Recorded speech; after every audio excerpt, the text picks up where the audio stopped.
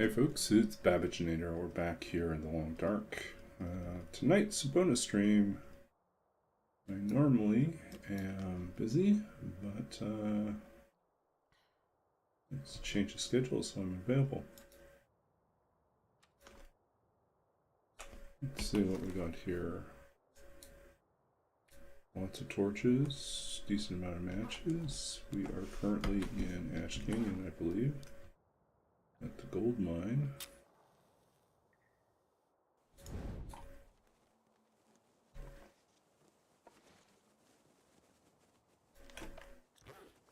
No afflictions. These guys are curing.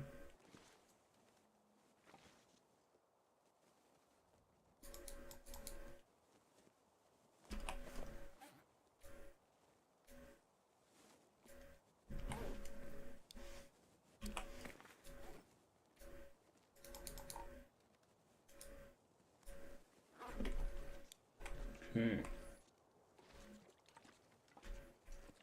So I think we went out last time to scout and see if there was anything useful the way we came in. So now we're going to go out this way and spend a little time scouting. Uh-oh. Fell off of the track. There we go.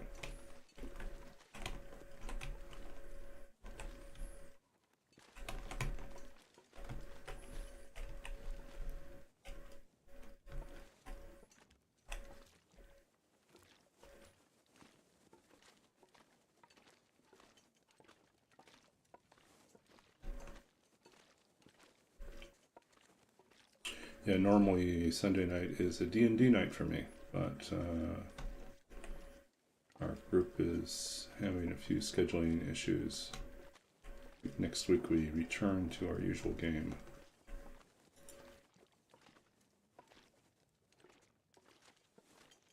But last week and this week, we did not.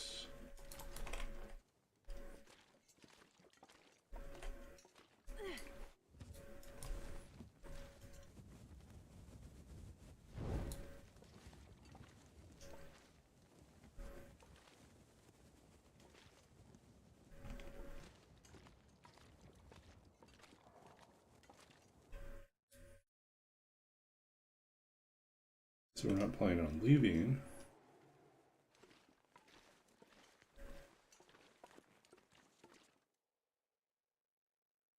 We still don't have a bedroll, right? Yeah, no bedroll. So when we leave, we will need a full day to get out.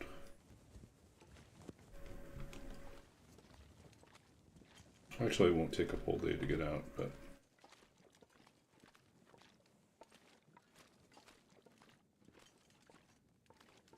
I'd rather travel with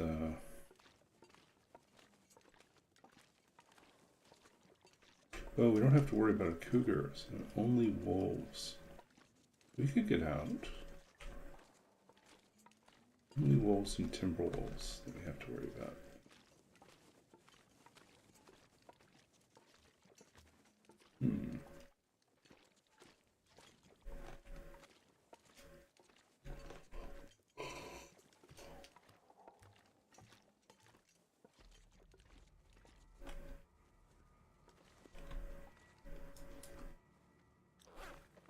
How do we have food? Food looks bad. Okay, so I think we do have to leave.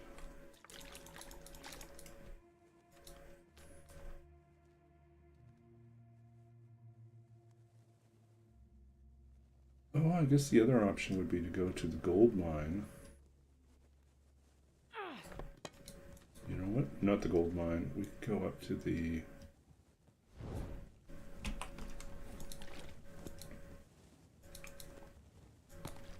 Could backtrack. Climb up the rope. Might be worth doing that. We took our shoes off anyways. Okay.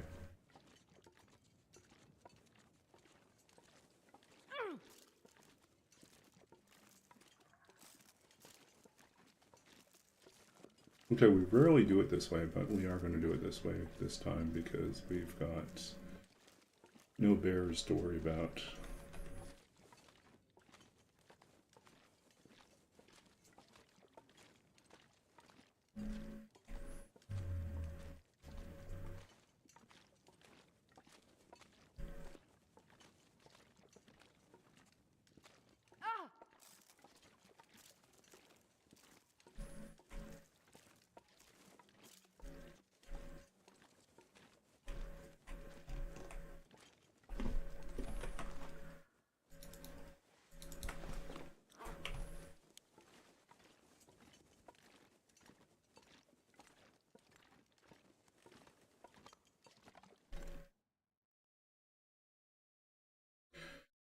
I'm wondering,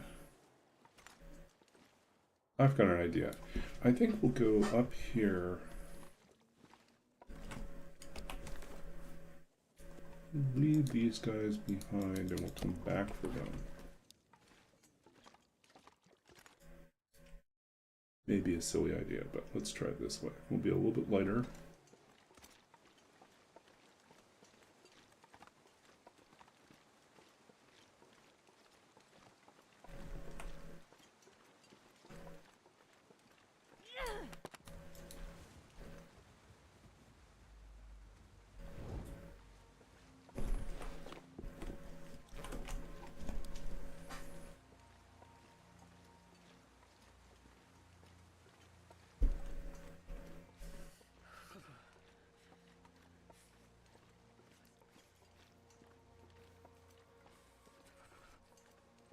Boom!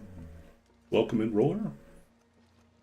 Yes, we are hanging out with wolves tonight. Tonight we're going to do something a little bit different. Normally I would just exit, but we're going to climb back up. I think we have coffee. We do have the crampons now. We'll climb all the way back up, and then we're going to backtrack a little bit, go to the miners' quarters. I can't remember that little area.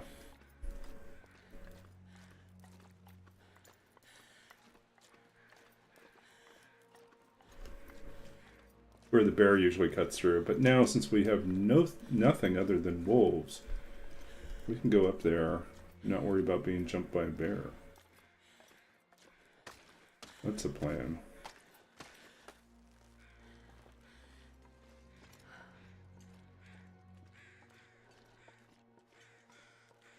We're gonna call vampires for help. Who's over here?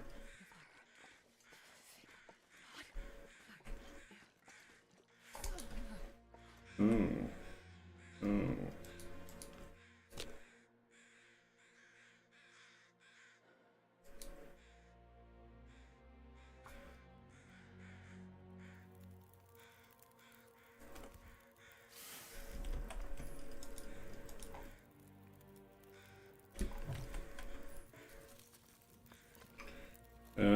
This may be a bad idea. We might have to go back down afterwards. But this way we'll at least get harvest a deer hide. A rarity here, right?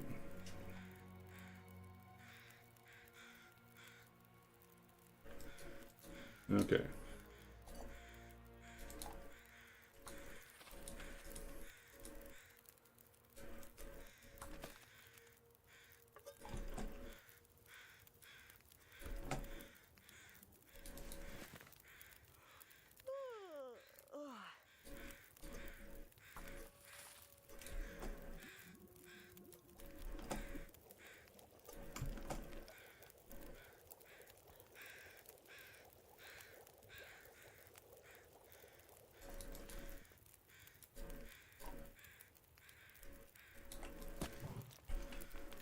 Okay, now we can harvest. There's not much here. Ooh. Yeah, so normally Sunday nights I'd be playing D&D, but our group is...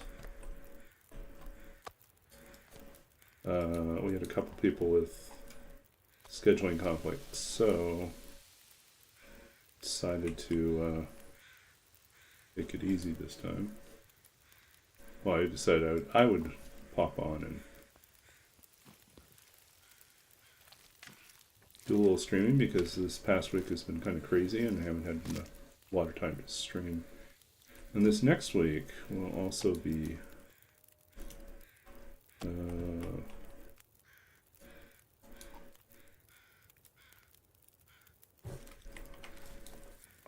trying to think. I should be fine for, let's see, Tuesday. I think I'm still fine.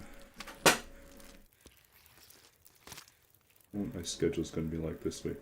I know things are a little bit hectic, so I think Tuesday is still fine. Wednesday's a maybe. Thursday is D&D. Friday, I might be late. Oh, actually, no, that's changed. There's something I have to do, but it's been moved to 6. So I think this might be okay. And then there's also possibly Saturday. So actually, this coming week might be fine.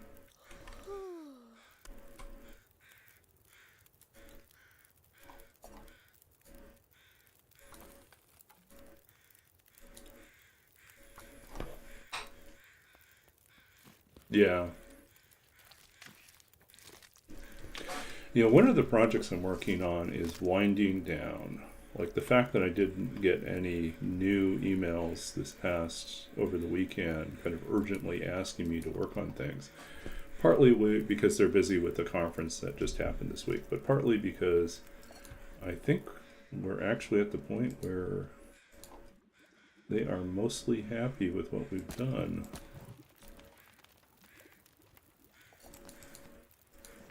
And if that's the case, the next project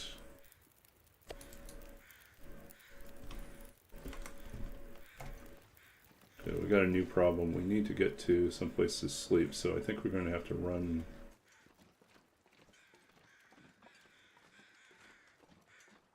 the other location. Yeah.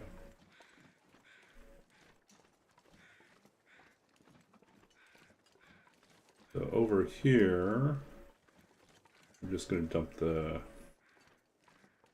hide and the guts.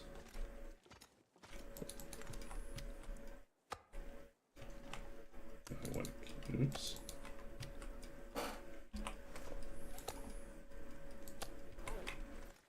Okay. We really need a bedroll. Really need a bedroll badly.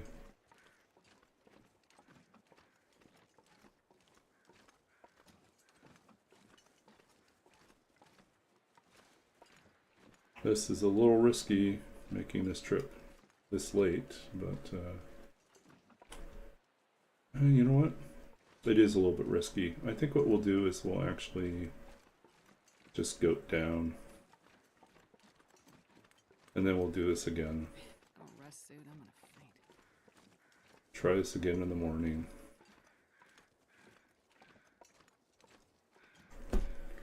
Because I know we'd get partway there and then it would be dark. And then if we got hit with, I don't know,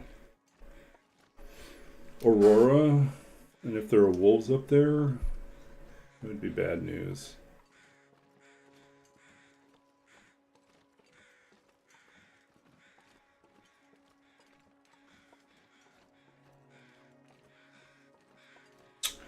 So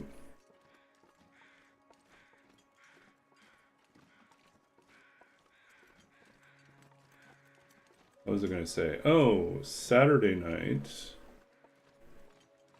Last night, I hosted my poetry potluck dinner party, which went very well.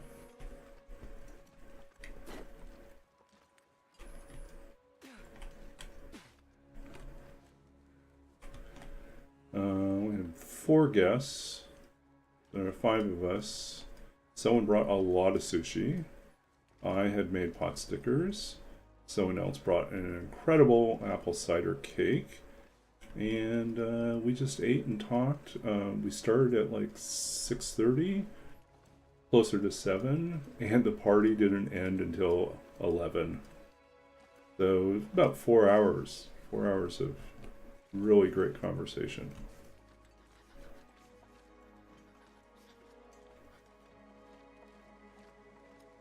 And we just really talked about, you know, writing and art and culture, but also a lot about technology and AI. One of my guests is a programmer who's also a poet, kind of like me, and her husband also has a background in engineering and in programming, so that was kind of cool.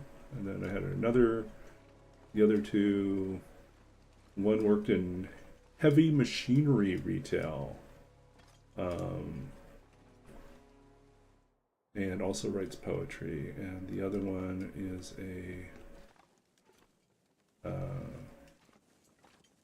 was teaching as a professor, but recently was given layoff notice. So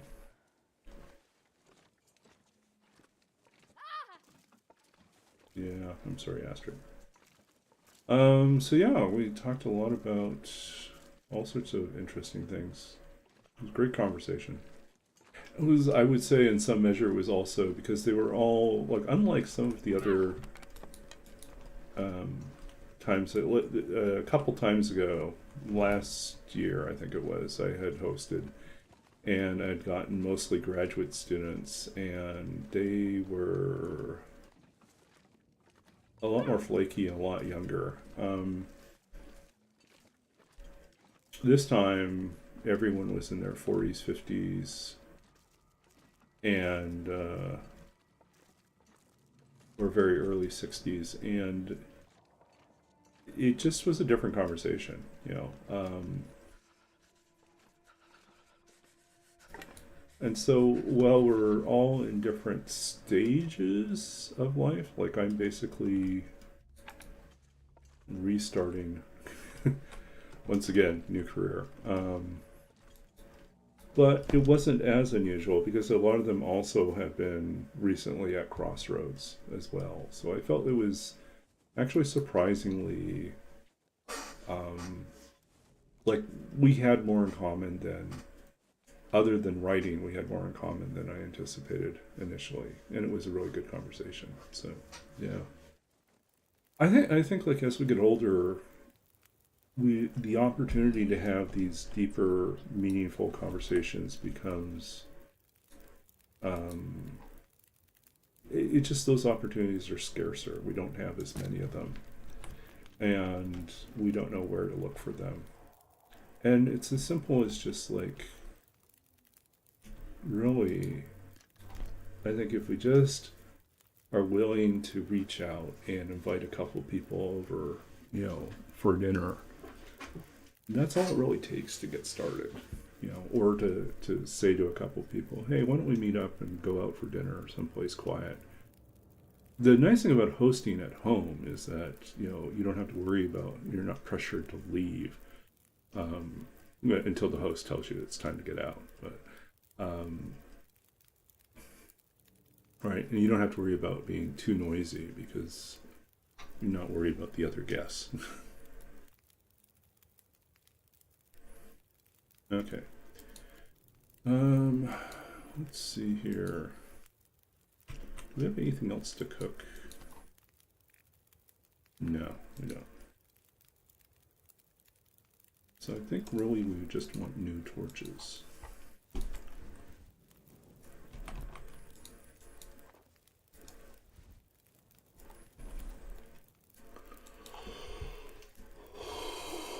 But yeah, one of my guests is having a book launch really soon, which is very exciting.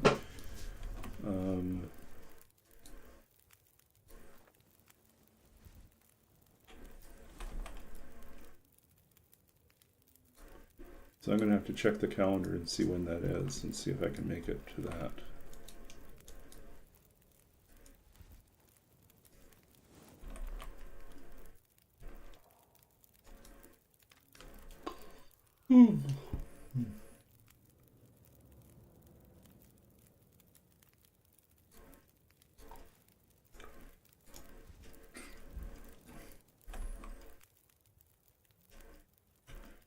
Okay, we got meat, and we got cattails. And then we really have to go someplace else in the morning because there's nothing else to eat here.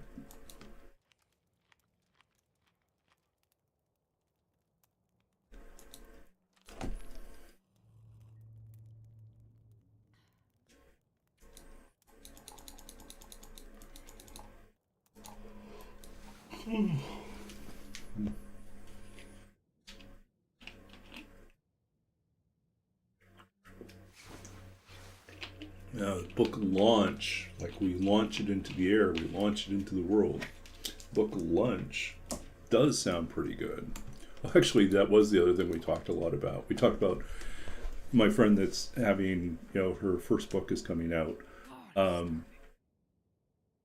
And so what's cool about that is that once your book comes out, the opportunities to do events and readings where you get paid goes up dramatically. And once you're making money, I mean, it's not big money. It's not like you're going to be able to quit your job. But once there's some income, some revenue from your books, you can start filing taxes with your writing as, a business. And so then suddenly a whole bunch of things become tax deductible. Because they're all business expenses related to your writing, including meetings with other professional writers. So you can expense, the lunch that you had, or like one of my friends who brought sushi. She says, "We're talking about writing tonight. I'm writing off the sushi I bought." So, oh, my cam froze. Yeah, let's see.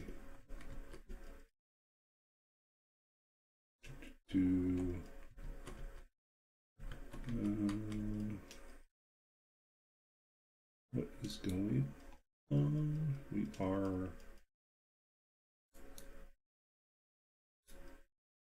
hello. There we go.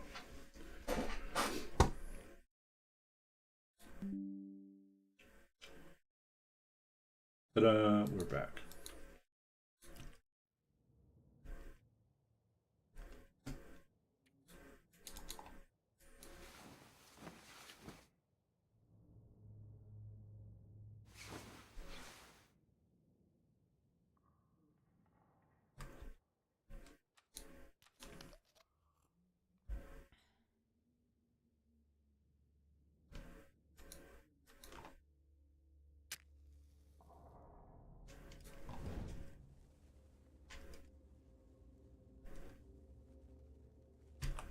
Okay, I think we don't need all this water here.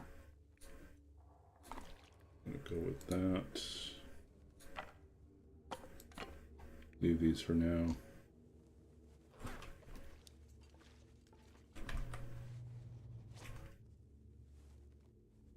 This is such a sad outfit. I'm sorry, Astrid. We really have to find something for you. This is really depressing looking. Yeah, bookshelves become a write-off. Have to replace your laptop? That's a write-off. Need to pay for Microsoft Office? That's a write-off.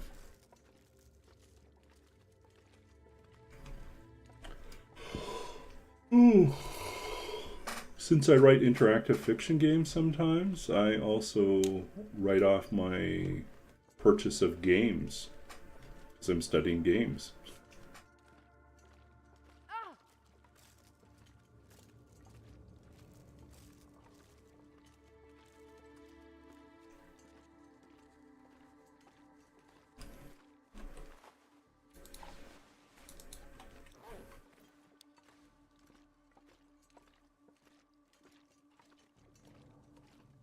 Yeah.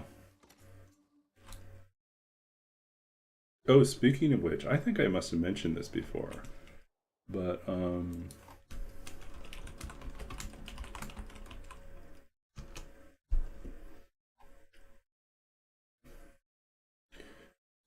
yeah, so I saw this, I think it was either earlier this year or last year I watched this. I don't know if you've seen this before. It's called The Sticky, and it's about like the great maple syrup heist. It's fantastic.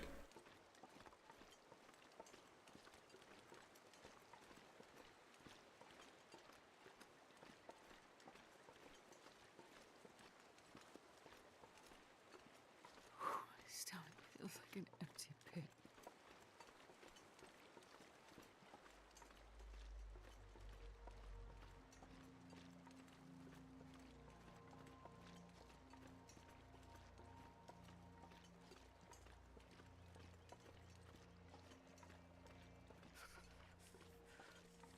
No, it's really well acted and it's beautifully shot. It's just a great, kind of action series, but it's also got intrigue and it's got quirkiness. It's really, really weird and quirky.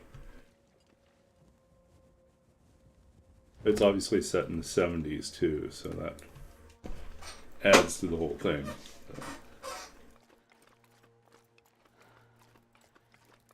So. 70s or 80s? I can't remember. But anyways, it's very much a period piece as well. So.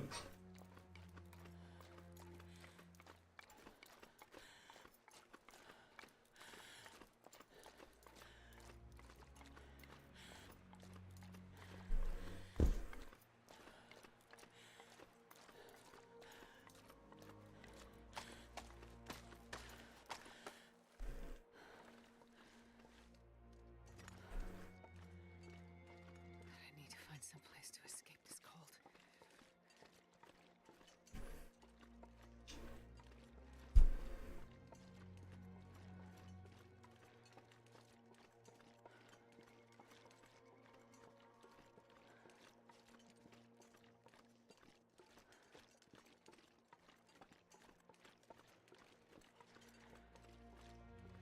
Yeah, we'll see if we can warm up here for a little bit. It's a goddamn freezing.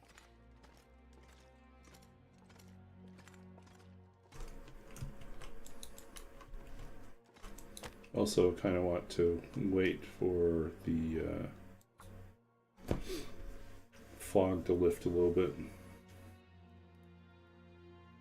Come on, little fire.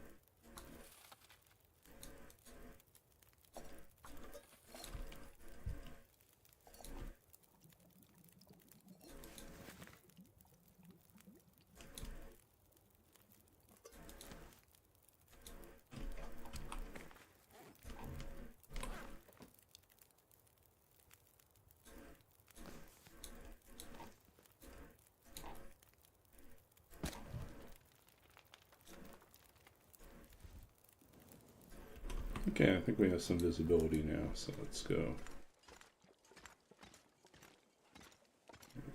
It's just started.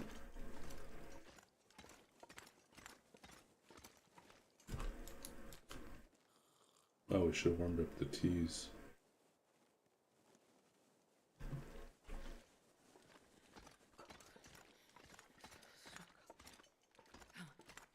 Can we save this?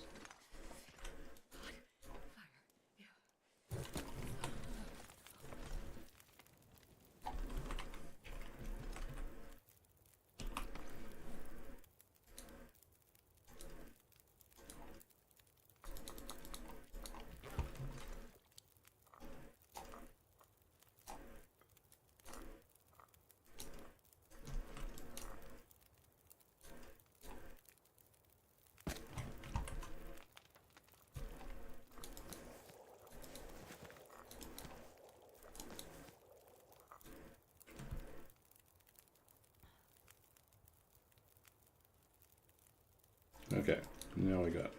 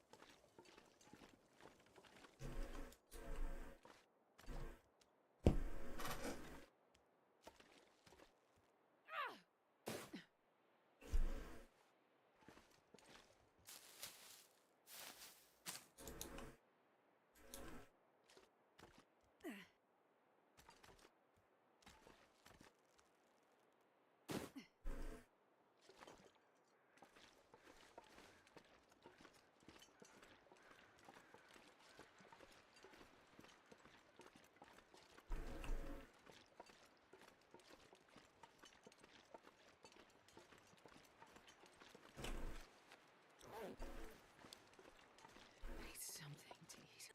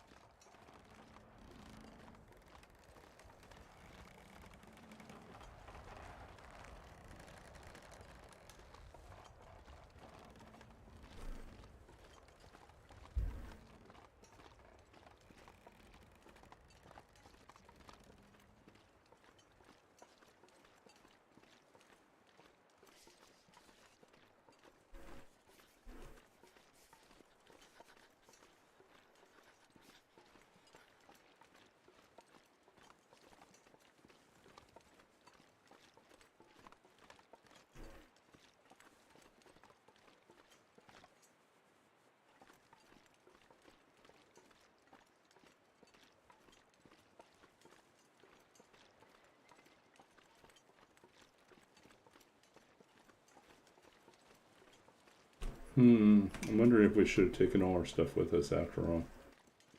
I was like debating whether or not to take the hides and the guts, but I always think it's a shorter trip. It's not.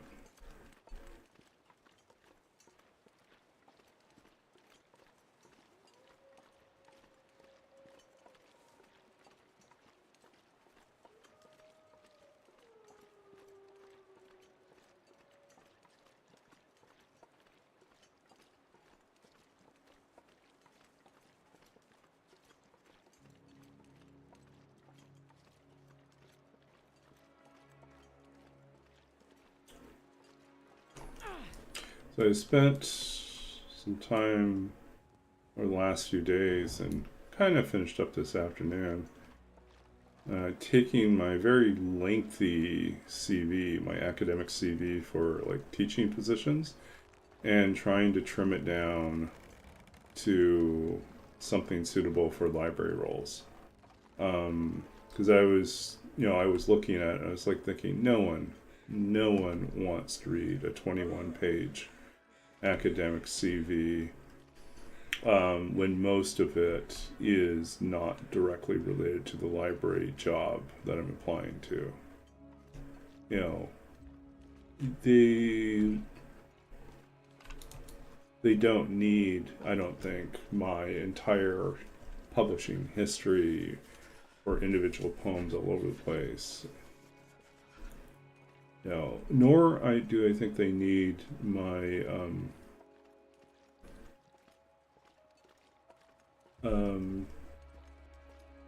history of public appearances or media appearances, like so print interviews and online interviews and as well as like public readings that I've given. It's I think I can make that all available as separate documents.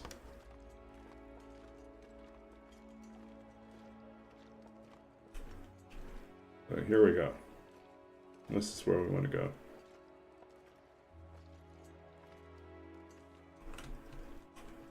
Damn, I'm freezing.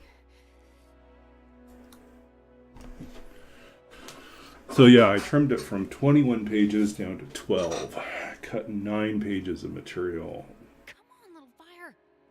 You know, I put most of my publications, well, I put all my publications into a separate document, and I kept some of them on the main CV, but it's mostly redirected to a second document which they can download if they're really interested in it. But otherwise, there's like no. It's like they really don't probably need to see all that, so.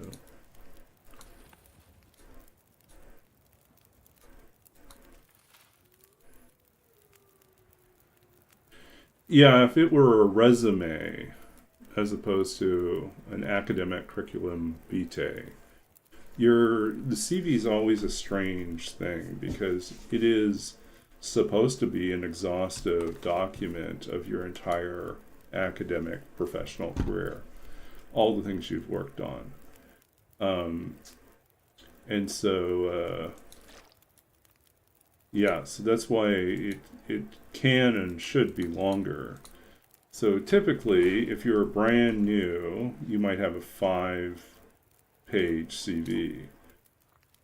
If you are mid-career, you probably, or like if you're finishing your program but have been active in your field already, you might have a 5 to 10-page CV.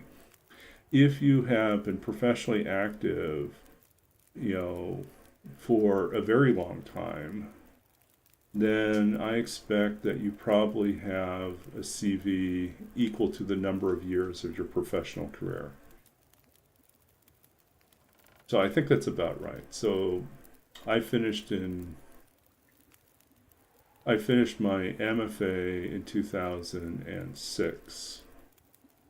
And so having a 21-page CV when you've been publishing all that time, I think is not unusual in creative writing. But the position I'm applying for is not a creative writing position. So in that respect, they don't really need. Well, I guess we didn't want to do this yet. Yeah, we don't really need to provide all that context. But if I were applying for a job that asks for a resume, then 2 pages it would be the target.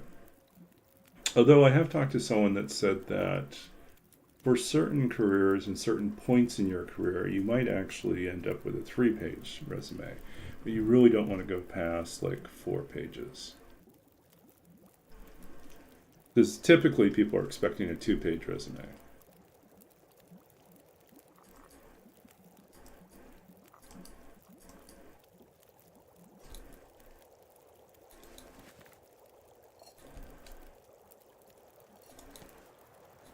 Uh-oh.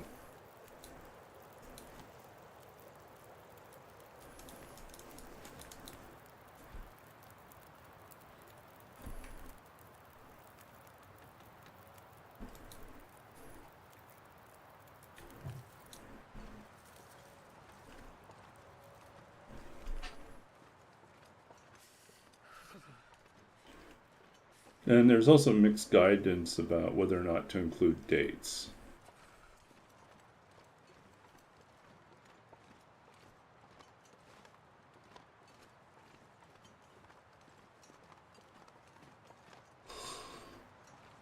Oh.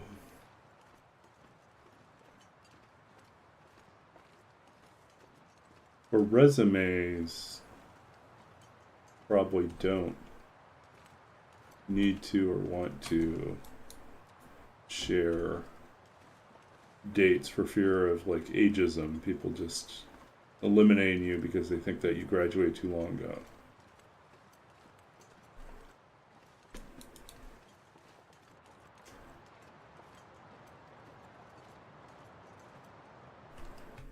Did my camera freeze again?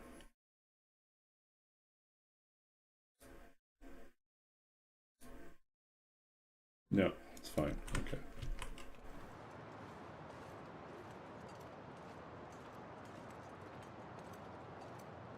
To unlock the rest, hire me. Oh, I like that. Yeah, has to be the right.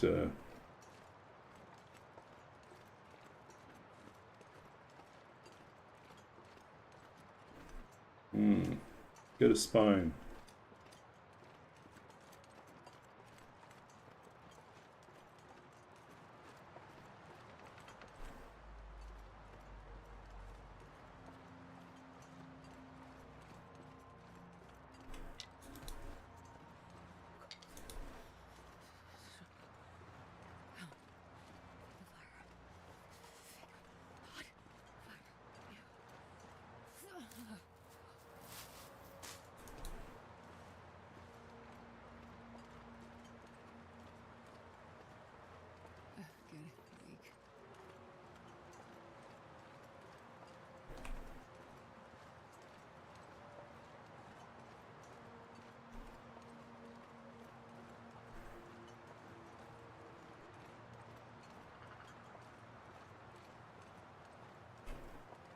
I can't feel my hands.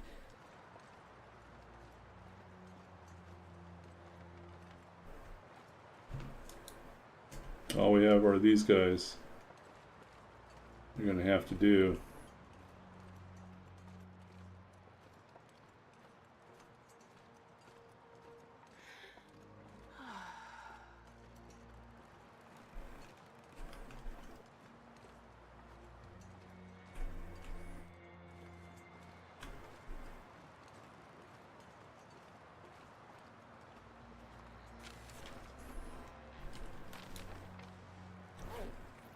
Yeah, we can finally get the memento cache.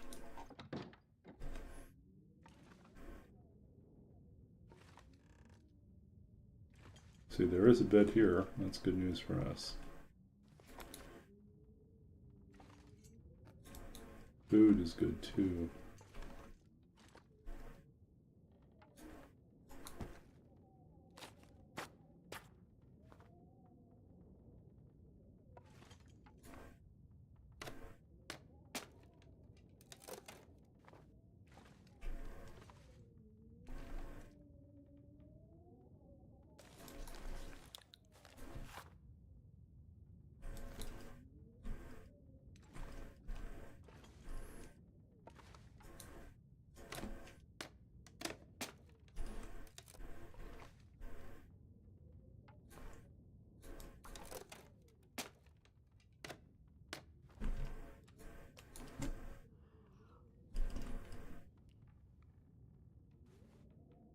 I'm getting tired.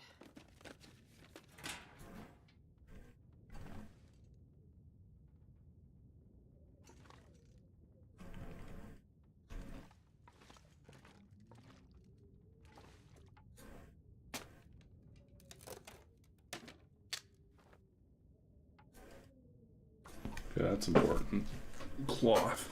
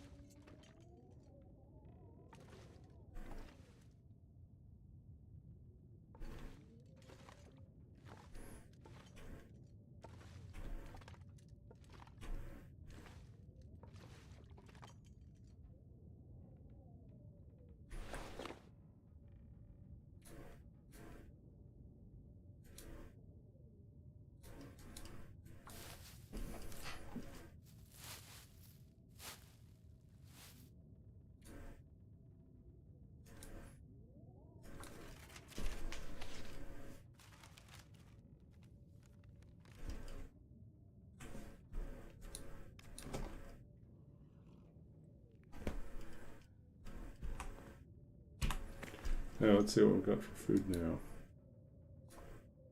Pork and beans.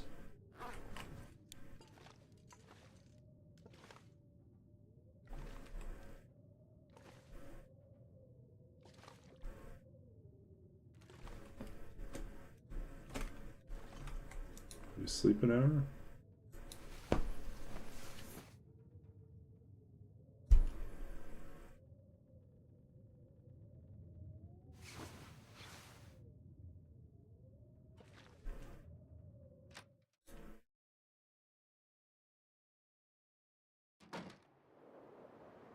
Well, this is Blizzard.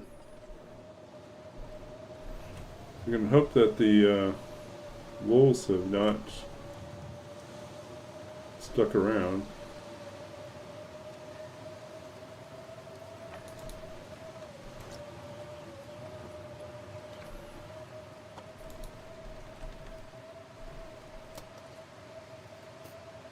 I'll take it. Useful. Workbench. Hey, we have the woodworking tools. Build stuff. Heavy hammer. Crafting we can go.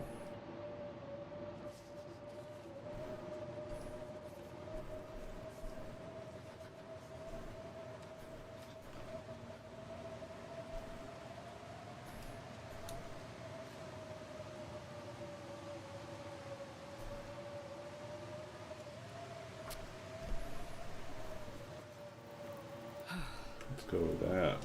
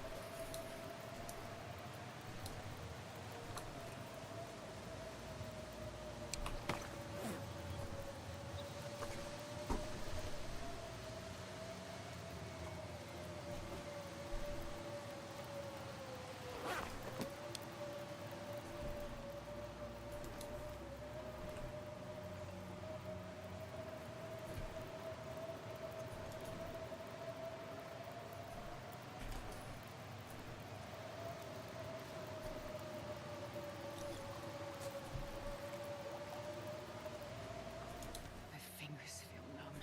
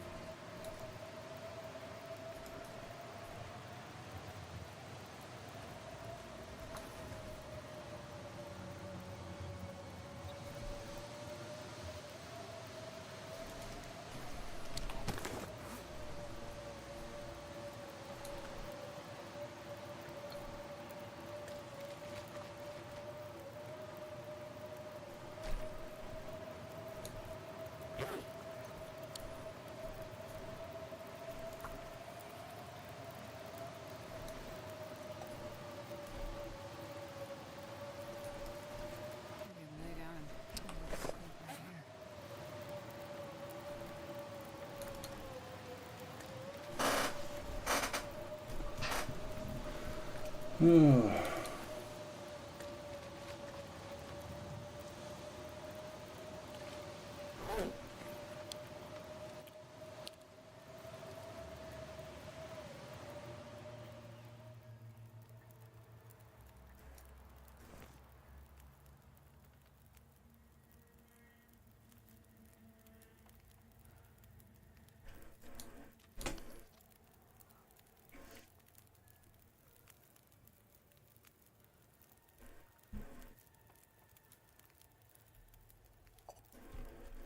Feels like night is coming.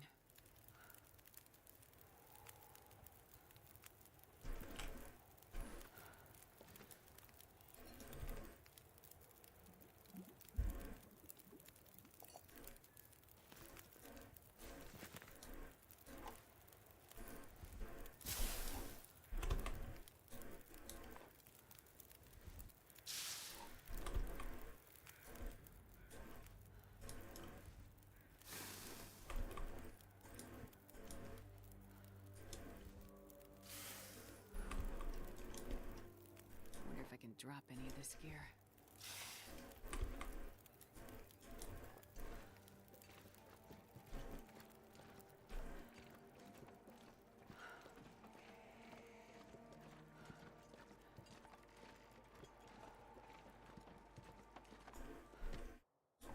Okay.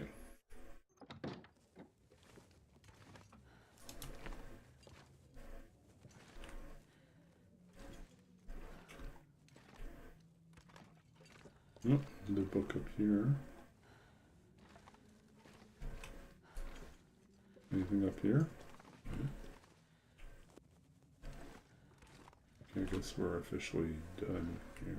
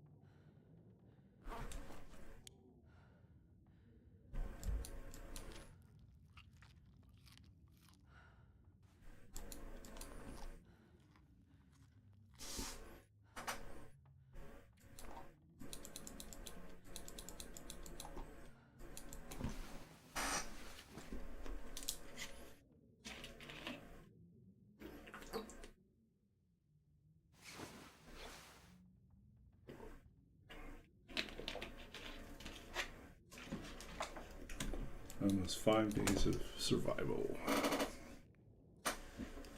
I could eat anything right now.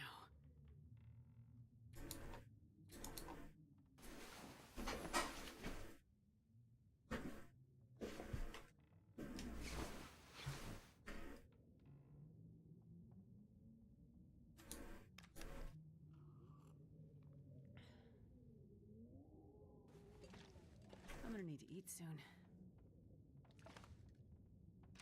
Let's see what's like outside.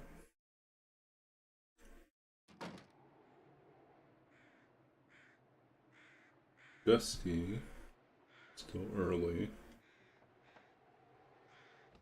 Maybe we'll wait an hour.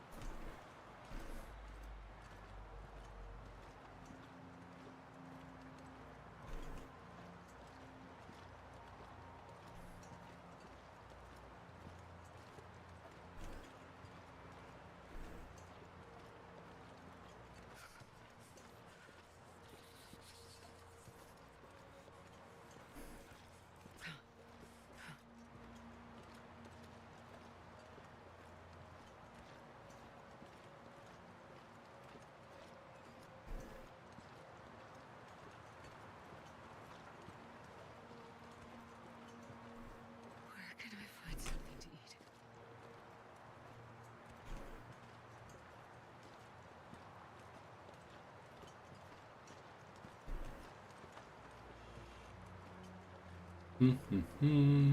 Here we are. Foreman's Retreat. I feel numb.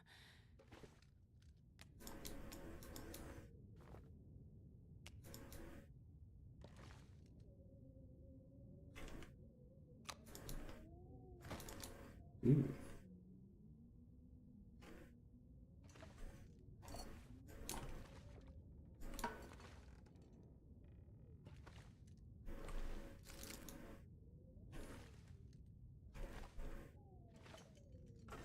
There's our skillet.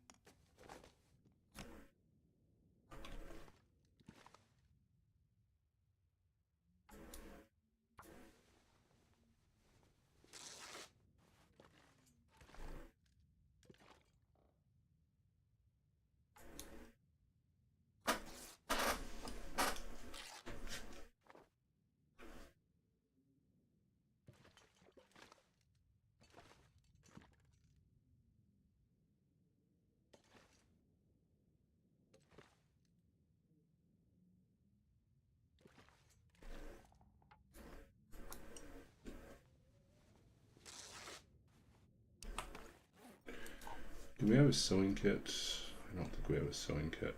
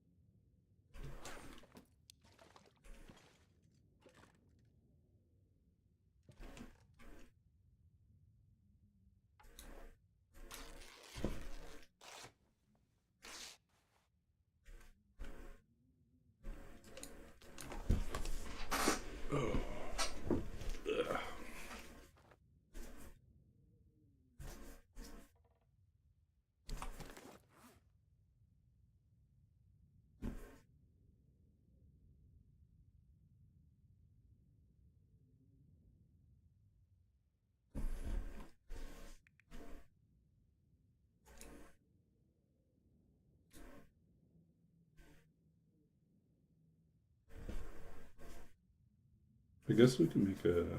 No, without the sewing kit we can't make anything. So, we are stuck. I think I can use this.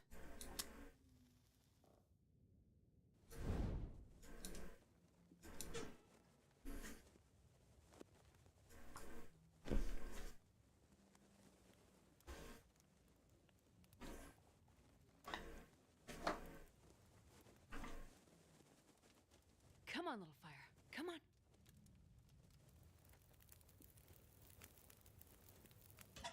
Perfect.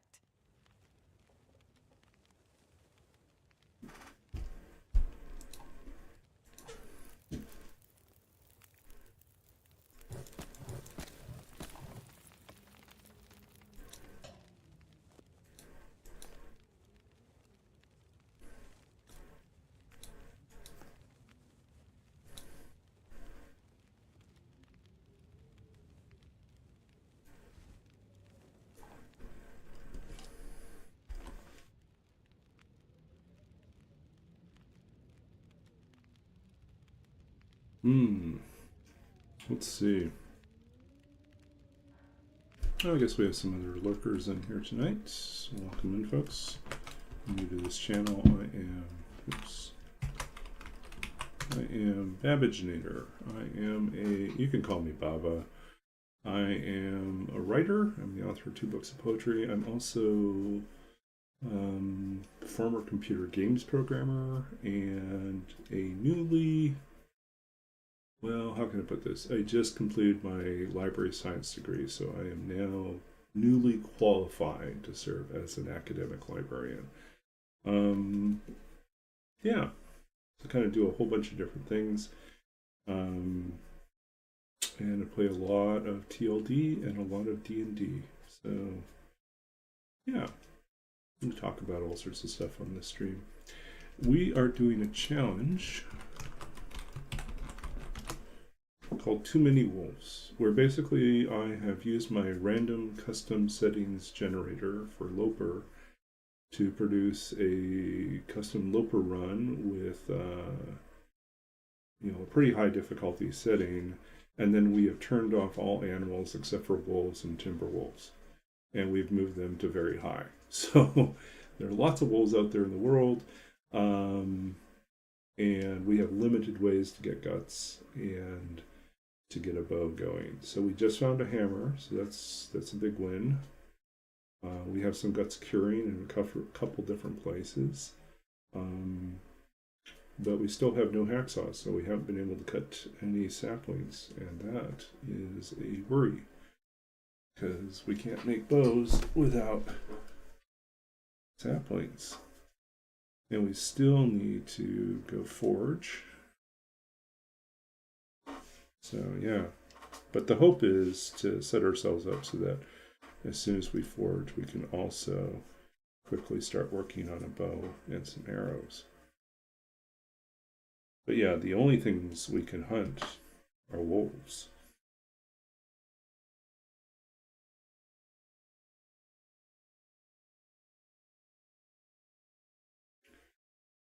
Okay, so let's return to the task at hand.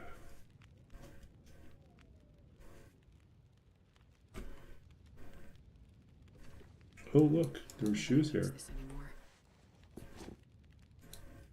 Hmm.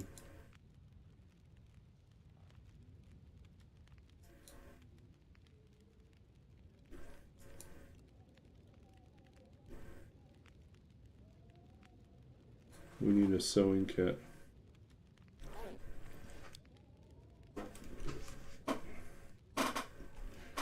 Or fishing tackle.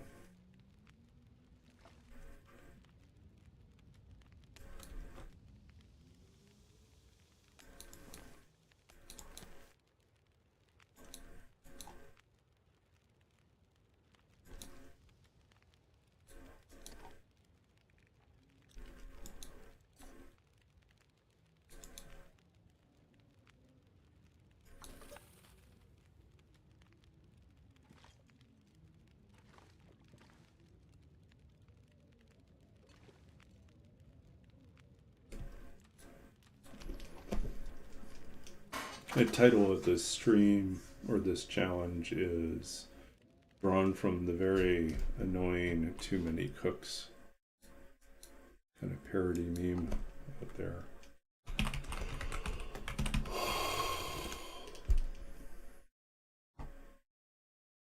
Like 11 minutes long and goes on and on and on. And it's produced by Adult Swim, and it's basically modeled after like 1970s, 1980s, you know, family sitcoms, and it just goes on and on and on. Keeps introducing more and more people, which is like, what?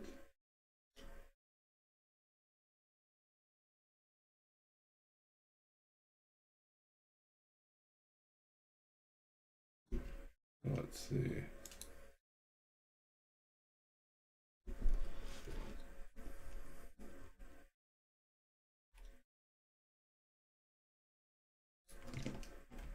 So here it is, classically in IMDb.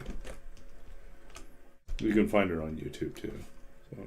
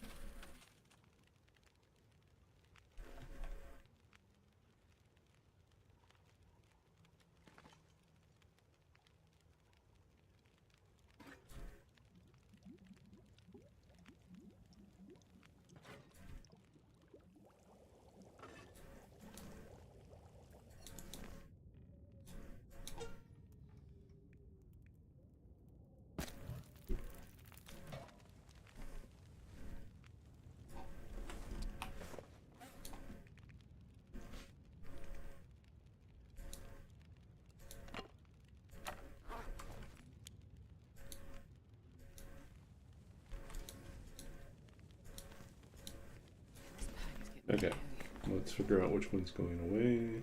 Let's get rid of this one.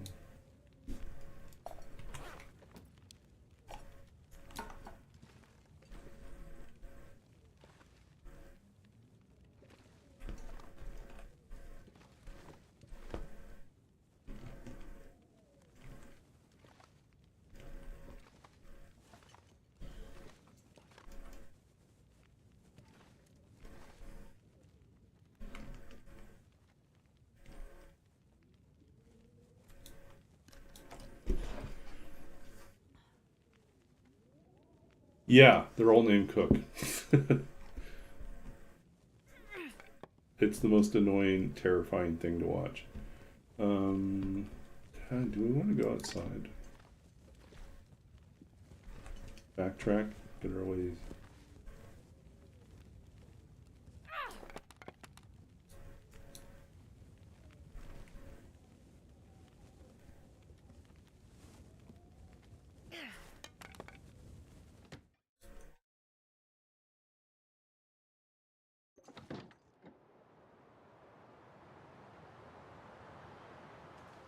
Okay, this is definitely not going anywhere.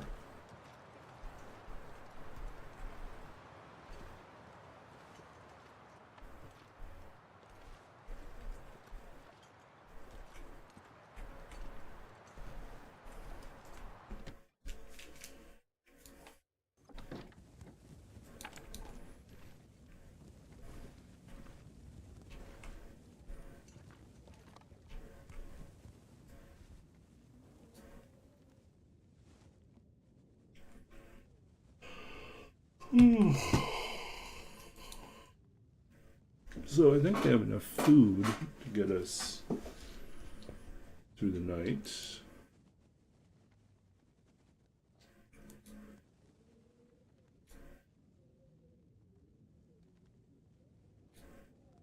But we can make stuff. I keep forgetting we can make stuff. Clearly we have to carve a wolf, right?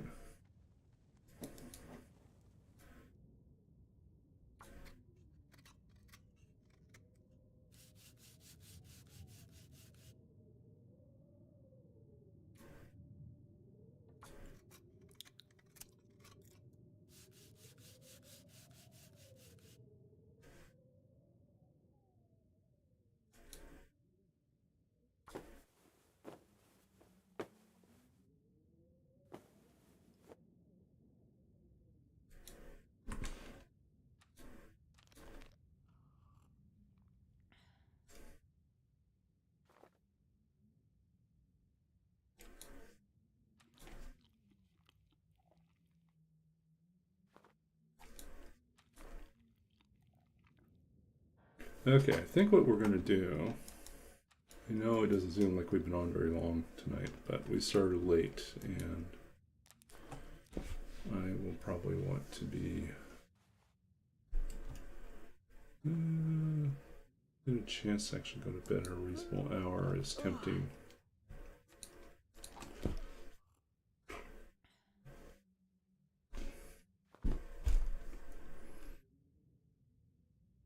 So let's power through this.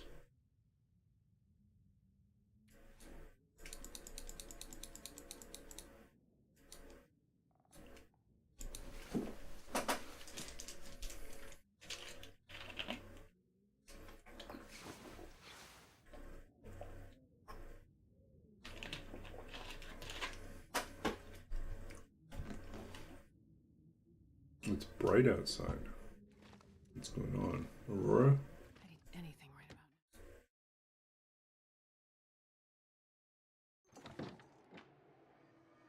Yep, Aurora.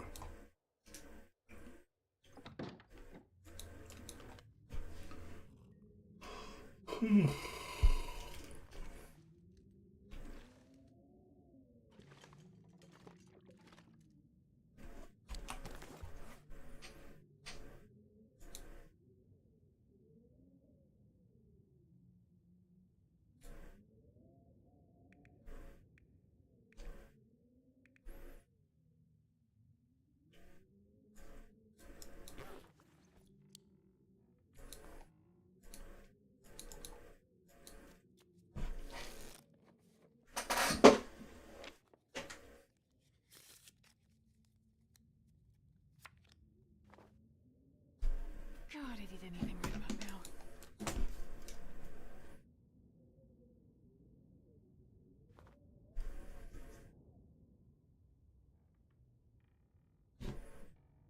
I'll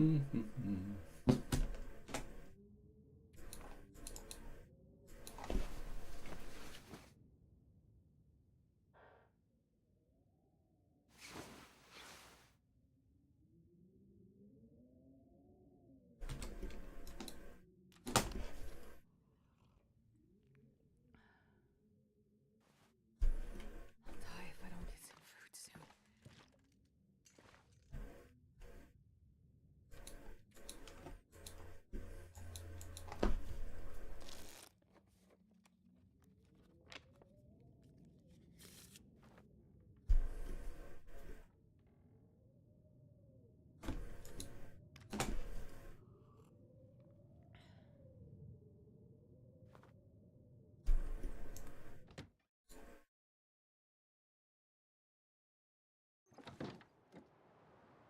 Blizzard. That's not good.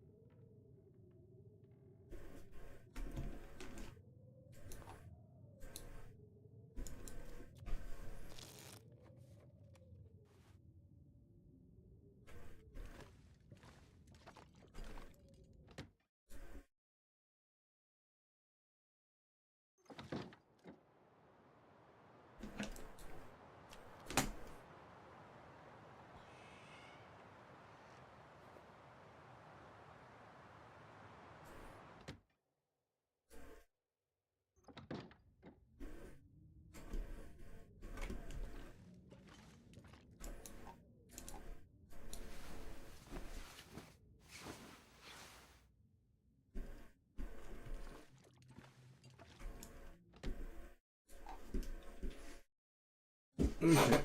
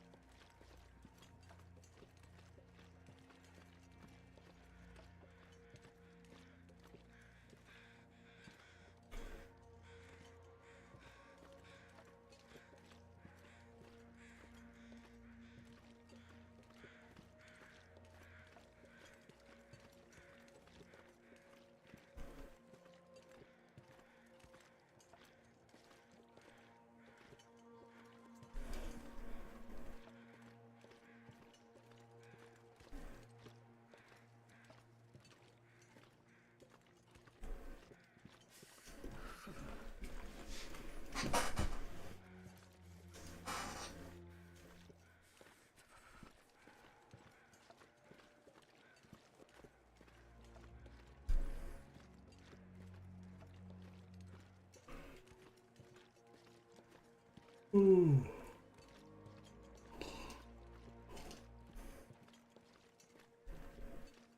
So I think our plan is just to get back to the gold mine and then we'll wrap up.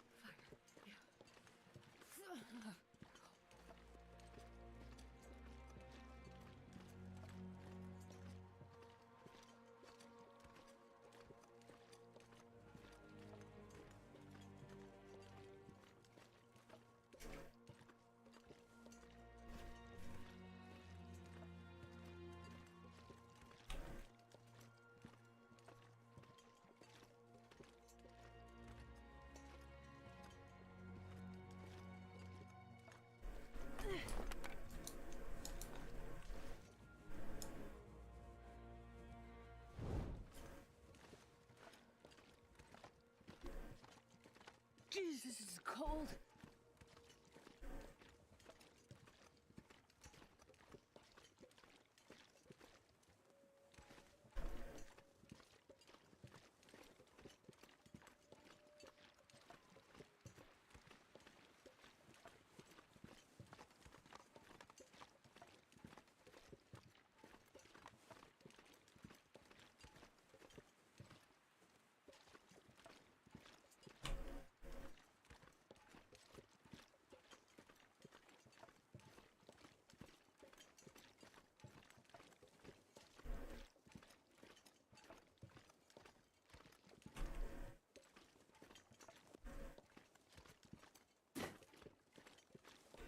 Okay, here we go.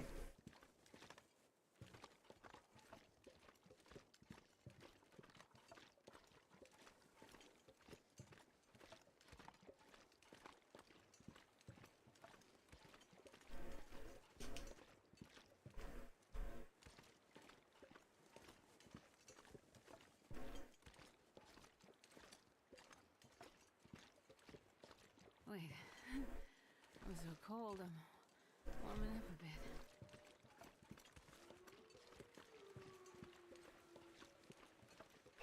Yeah, so Or Astrid sees things we cannot take.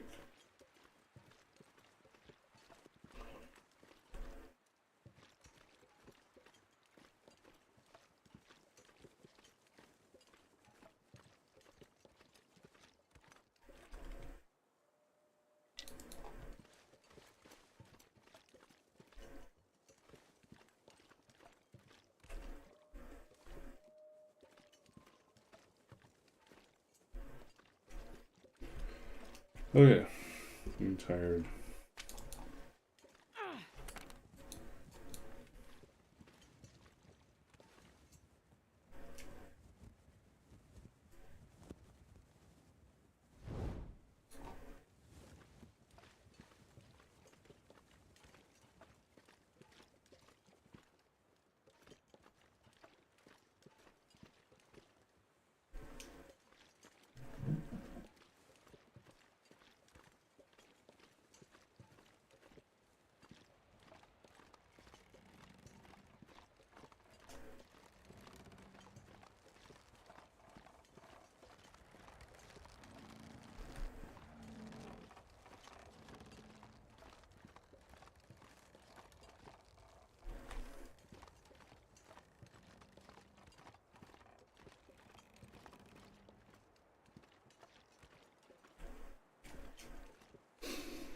Oh, yeah, happy naps for Astrid coming soon.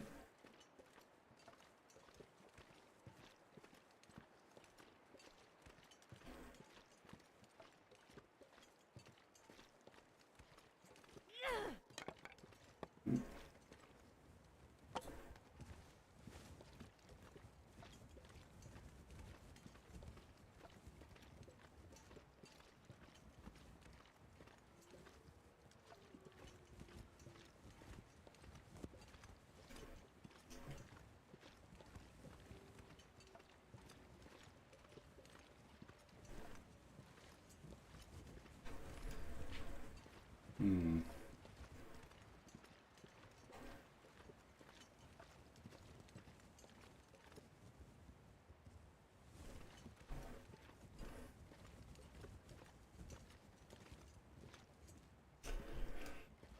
Oh, getting sleepy. Were the wolves waiting?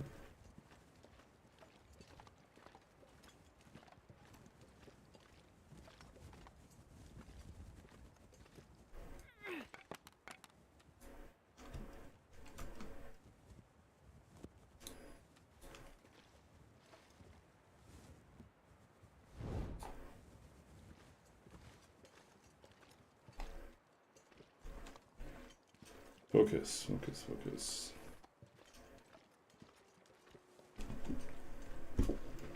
You can hear them out there. We saw some earlier around the encampment, but we didn't go out and play with them.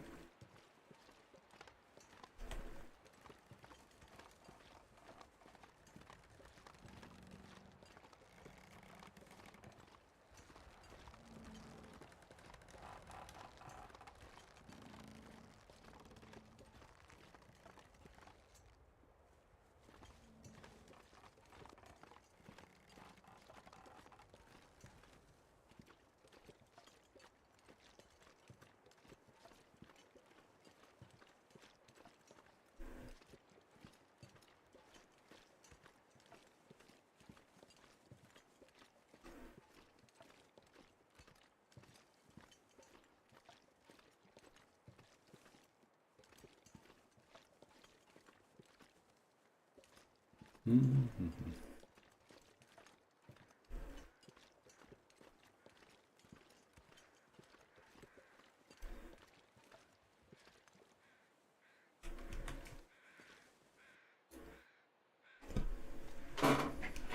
Okay. Climb, climb, climb.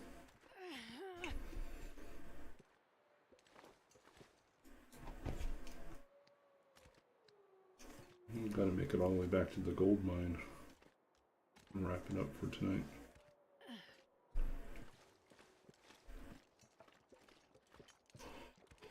Ooh.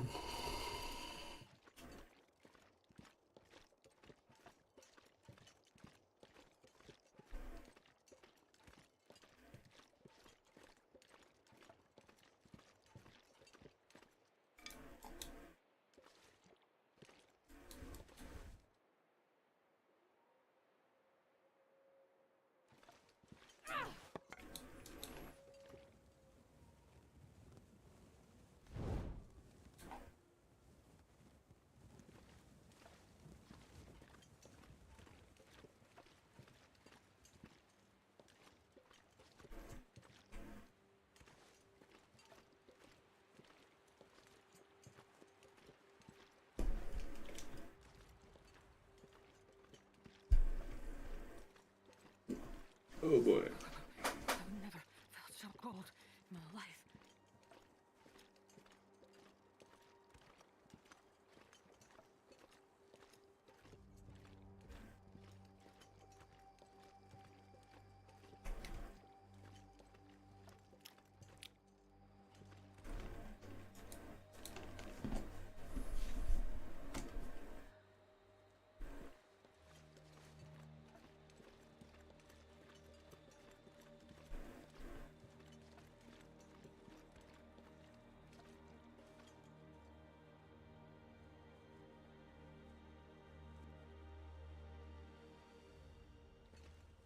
Okay. Getting sleepy.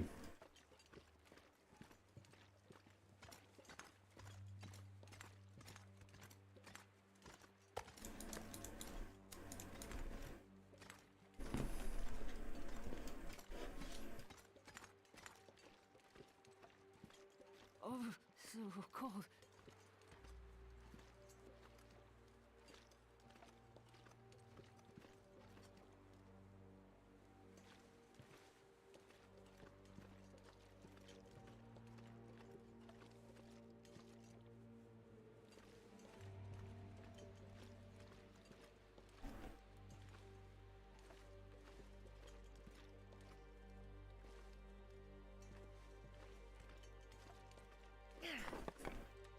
Okay, definitely getting sleepy now. So, okay, we're almost there.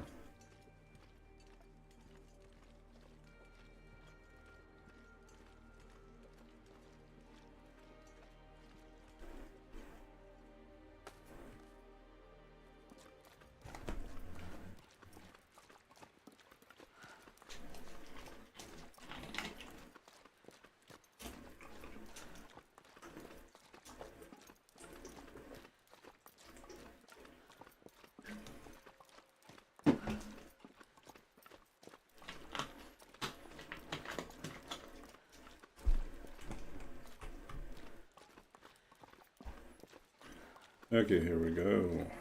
Here we go. Ooh.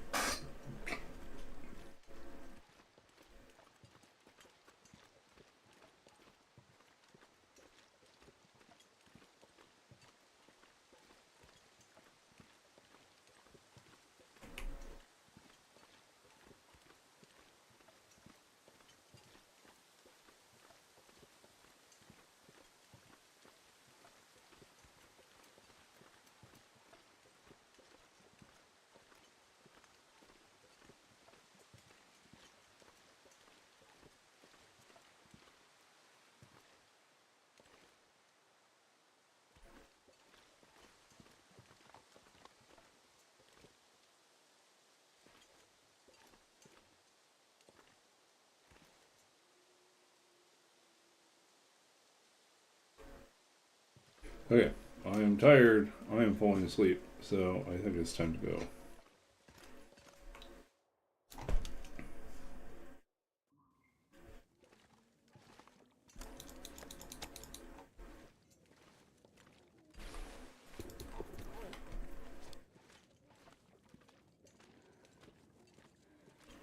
Yeah, we're just gonna pack up and head back to where the bed is here. Finding a bedroll will be a game changer, but so far we don't have it.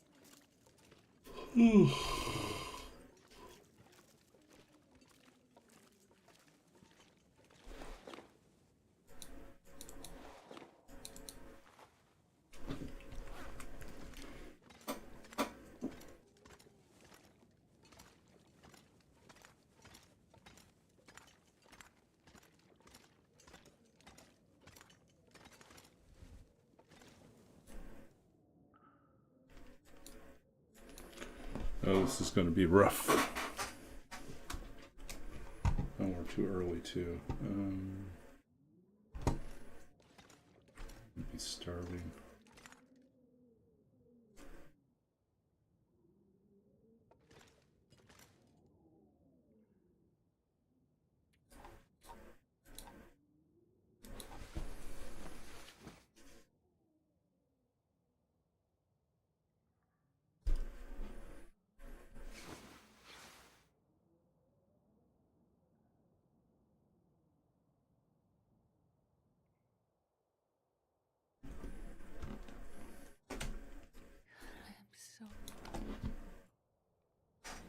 Okay.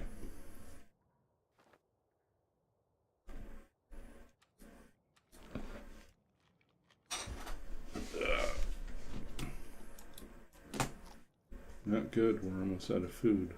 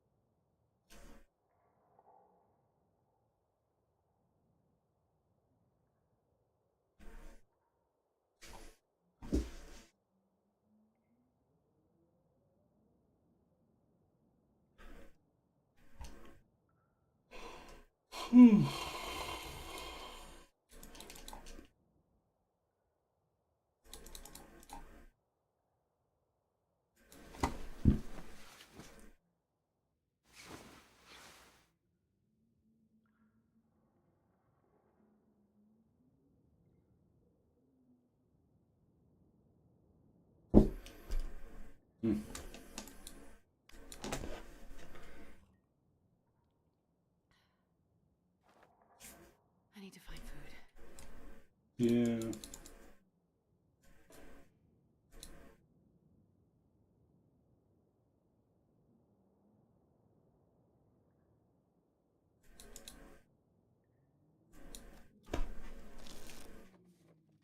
Oof. Sleepy, sleepy, sleepy.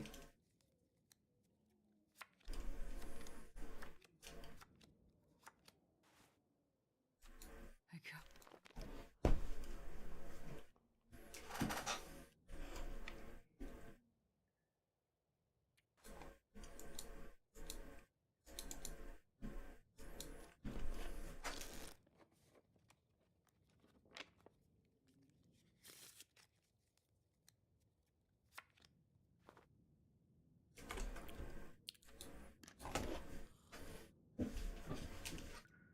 Okay.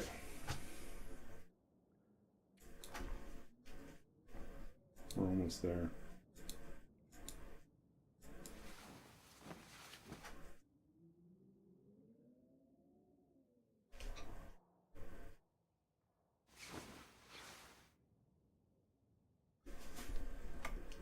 $7. Okay, so we're gonna top off here and then we'll save.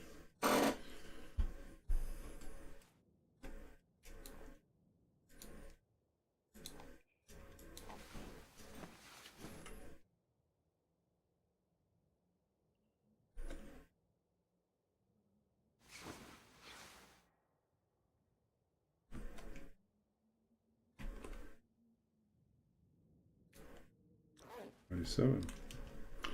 Okay, so let's wrap this up here. We're on day 27. No, not day 27, day 7. Yeah, I can't think straight. Here we go. Again, we're going to read something before we go. Oh. Let's see what we got here that we could do.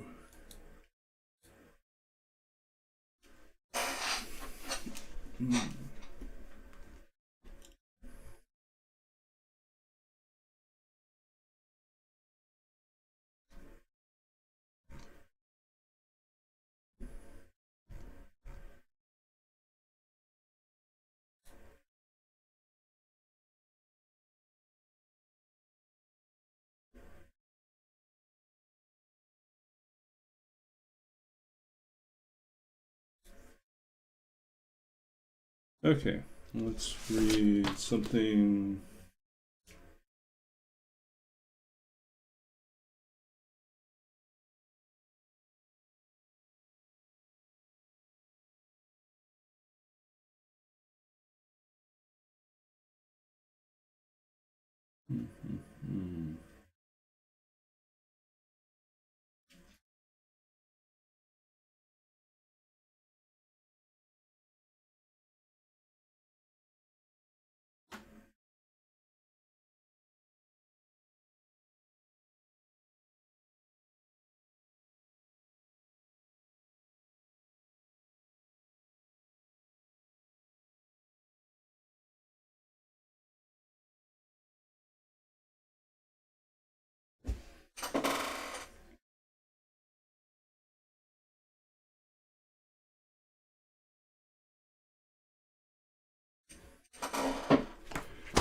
Kind of want to read something, but I don't know what I want to read. So I think it means we're going to read something old out of the archives.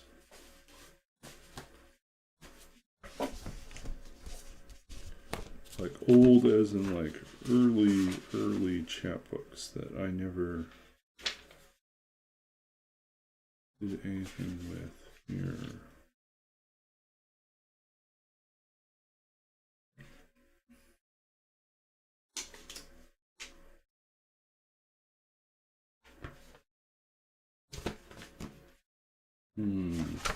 Let's see.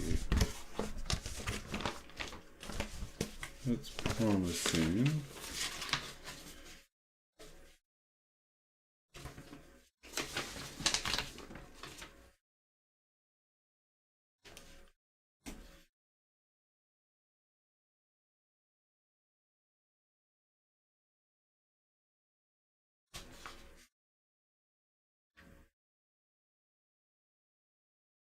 Oh, we should read this one.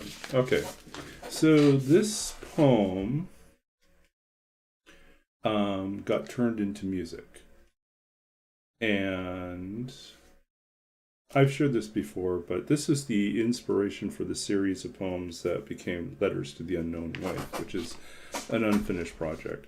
But this poem is called Letter to the Unknown Wife, after Nazim Hikmet, who was a Turkish poet, who wrote this very famous poem while traveling by train after a very long period of political exile, finally returning back to his home country of Turkey and watching sort of the landscape unfold and just thinking about all the things he's writing about, all the things that he didn't know he missed or didn't know that he loved. And they're all like mundane, strange things about the world, things you take for granted. So this is Letter to the Unknown Wife. When I was driving home this afternoon, and the hour was already late, the street lamps flickering to life, I watched the sky burn, colored with autumn. It was as if all the trees in the world contributed to the clouds.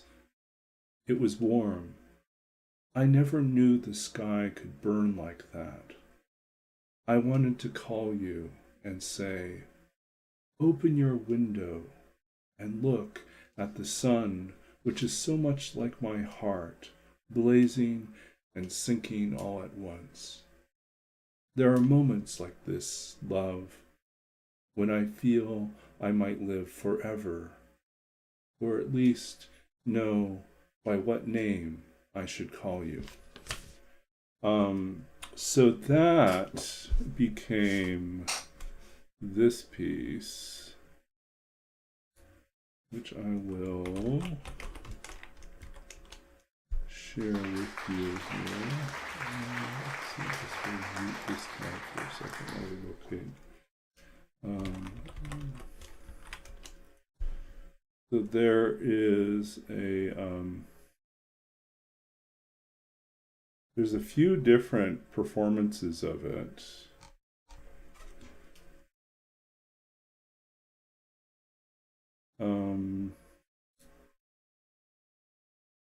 Let's see here. There is this one. This is an audio version of it.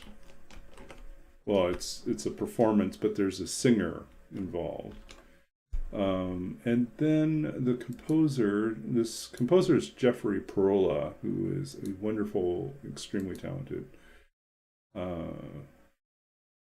composer that I worked with as part of a class when I was at USC. But he then also produced this. He produced a version without the singer, and instead it's kind of a montage of images with the music as instrumental and the voice of the speaker replaced with a trumpet, with a horn. And it's gorgeous. It absolutely is gorgeous. And so that sounds like, I'll like give you a little snippet of it to listen to here. but it sounds like this.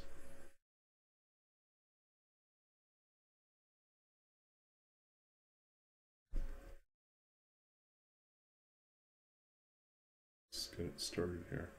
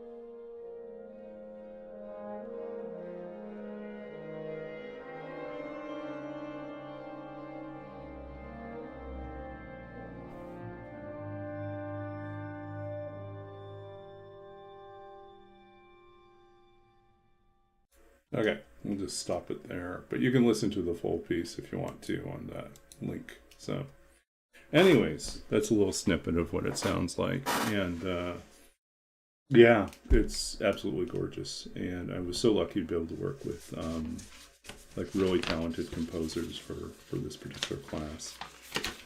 So yeah, something a little bit different.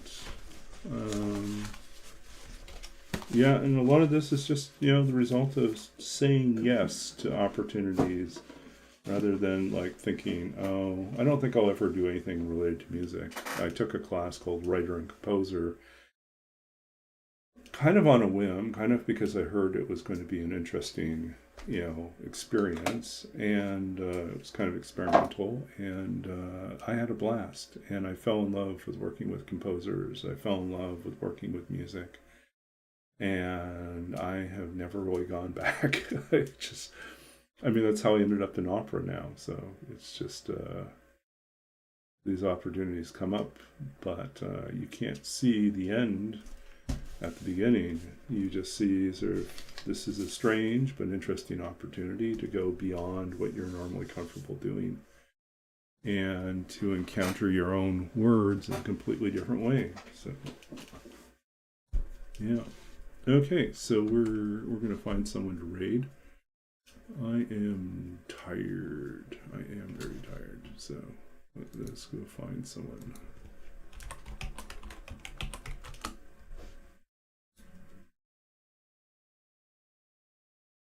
Let's see who we got here. So Deadpool's up.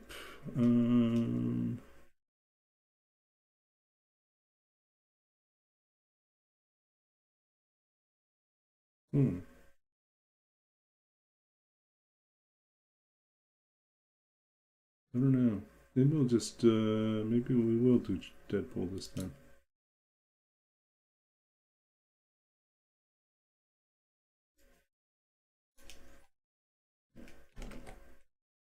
Okay, so let's get, yeah, I see Deadpool. That's basically about it. A lot of other people that I don't really recognize, and most of them are playing in Wintermute, the story mode, as opposed to doing another survival run. So, okay, let's head on over. Thank you all. We'll be back again Tuesday night.